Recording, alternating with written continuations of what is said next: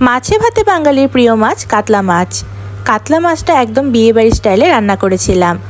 বিয়েবাড়ি স্টাইলে কাতলা মাছের কালিয়াটা আমি কিভাবে রান্না করেছিলাম, তার সাথে কাতলা মাছ রান্না করাতে আমি কি ব্যবহার করেছিলাম, সেই সব কিছু নিয়ে আজকে রেসিপিটা তোমাদের সাথে শেয়ার করব। রেসিপিটা জানতে হলে কিন্তু ভিডিও লাস্ট পর্যন্ত অবশ্যই দেখতে হবে। হ্যালো, কি খবর সবার? বিয়েবাড়ি স্টাইলে কাতলা মাছের রেসিপিটা ট্রাই করেছিলাম। সেটার জন্য প্রথমে কাতলা মাছগুলোকে কেটে বেছে ধুয়ে নিয়ে তারপর সেগুলোকে লবণ, হলুদ আর মরিচের গুঁড়ো দিয়ে ভালোভাবে বেশ কিছুক্ষণ ম্যারিনেট করে রেখেছিলাম। মাছ হোক বা মাংস, যে কোনো জিনিস যদি বেশ কিছুক্ষণ ম্যারিনেট করে রাখা হয় তাহলে সেটা কিন্তু খেতে আরও বেশি ভালো লাগে।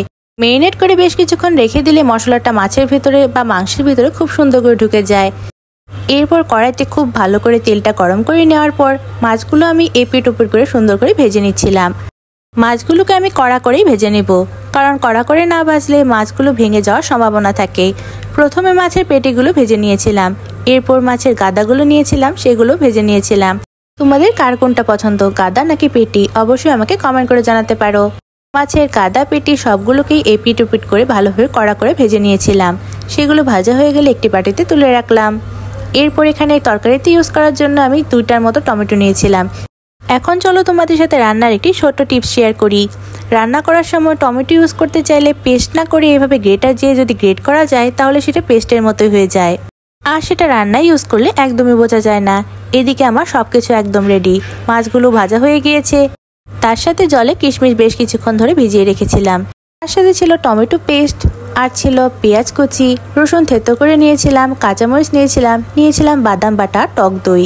সবকিছু আমার একদম রেডি করা। এখন শুধু রান্নাটা বসানোর সময়।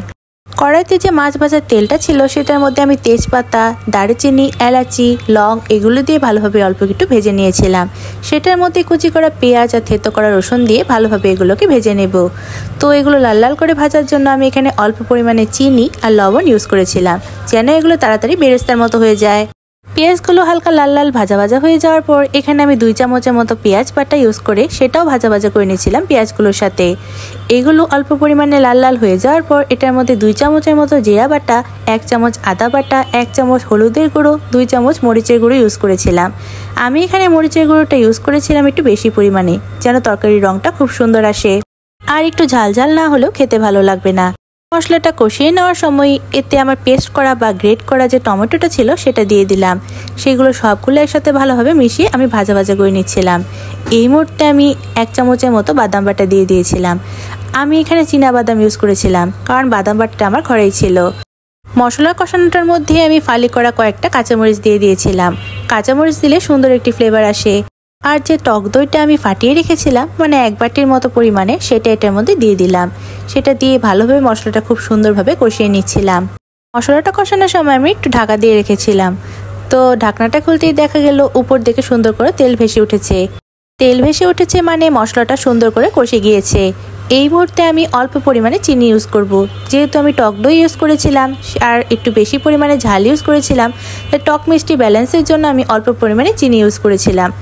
এতে পরিমাণ মতো জল দিয়ে দিলাম ঝোলের জন্য। ঝোলটা হালকা একটু ফুটে ওঠার পরে এখানে যে কিশমিশগুলো ভিজিয়ে রেখেছিলাম সেগুলো এটার মধ্যে দিয়ে দিলাম আমি। ঝোলটা বেশ কিছুক্ষণ জাল দেওয়ার কারণে সুন্দর করে ঘন হয়ে গিয়েছিল। ঝোলটা সুন্দর করে ঘন হয়ে যাওয়ার পর এতে আমি যে ভাজা মাছগুলো ছিল সেগুলো একে একে দিয়ে দিচ্ছিলাম। আমি একে একে সবগুলো মাছ এটার মধ্যে দিয়ে দিলাম। ঝোলের মধ্যে মাছগুলো দিয়ে দেওয়ার কারণে মাছগুলো ভাজা হয়ে যাওয়ার কারণে যেমন শক্ত হয়ে গিয়েছিল, বেশ কিছুক্ষণ জাল দেওয়ার কারণে কিন্তু মাছগুলো নরম হয়ে যাবে, তখন কিন্তু খেতে আরও বেশি মজা লাগবে। মাছগুলো বেশ কিছুক্ষণ ঢাকা দিয়ে রেখে দিয়েছিলাম। মাছগুলো খুব সুন্দরভাবে ঝোলের সাথে মিশে গিয়ে নরম হয়ে গিয়েছিল। এই মাছটাই কিন্তু খেতে দারুণ লাগবে। তো আমার ঘরে সবসময় ভাজা জিরা থাকে। নামানোর আগে আমি এখানে উপর থেকে 1 চামচের মতো ভাজা জিরে গুঁড়ো দিয়েছিলাম। কড়াইতে ভালোভাবে জিরেগুলো টেলে নিয়ে সেগুলো গুঁড়ো করে এটার মধ্যে ইউজ করেছিলাম। তো নামানোর আগে একটু অল্প পরিমাণে 1 চামচের মতো ঘি ইউজ করেছিলাম। যেহেতু এটা আমি একদম বিয়েবাড়ি স্টাইলে রান্না করেছিলাম, সেই জন্য আমি এটাতে অল্প পরিমাণে ঘিও ইউজ করেছিলাম। ঘি ইউজ করার পর বেশ কিছুক্ষণ ঢাকা দিয়ে রাখার পর কিন্তু আমার রেসিপি একদম রেডি। বিয়েবাড়ি স্টাইলে রান্না করা কাতলা মাছের কালিয়া। কালারটা কিন্তু দেখতে খুবই সুন্দর হয়েছিল, আর সত্যি বলতে খেতেও কিন্তু দারুণ হয়েছিল। রোজকার একঘেয়েমি কাতলা মাছের, রুই মাছের ঝোল না খেয়ে এভাবে বিয়েবাড়ি স্টাইলে রান্না করলে কিন্তু খেতে মাঝে মাঝে ভালোই লাগে। গরম ভাতে এমন একটা মজাদার তরকারি থাকলে আর কি লাগে। 1 থাল ভাত নিমিষে শেষ হয়ে যায়। আমার আজকের বিয়েবাড়ির স্টাইলে কাতলা মাছের কালিয়াটা তোমাদের কাছে কেমন লেগেছে অবশ্যই কমেন্ট করে জানাতে পারো। আর আমার রেসিপিটি যদি ভালো লেগে থাকে চাইলে তোমরা তোমাদের টাইমলাইনে এটা শেয়ার করে রাখতে পারো, আশা করি কাজে আসবে। আমার আজকের ভিডিওটি এখানেই শেষ করছি। আমার রেসিপিটি ভালো লাগলে অবশ্যই একটি লাইক করে দিবা সবাই। তোমাদের সাথে নেক্সটে নতুন নতুন ব্লগে আবার দেখা হচ্ছে। আজকে এই পর্যন্তই। Thanks for watching. বাই।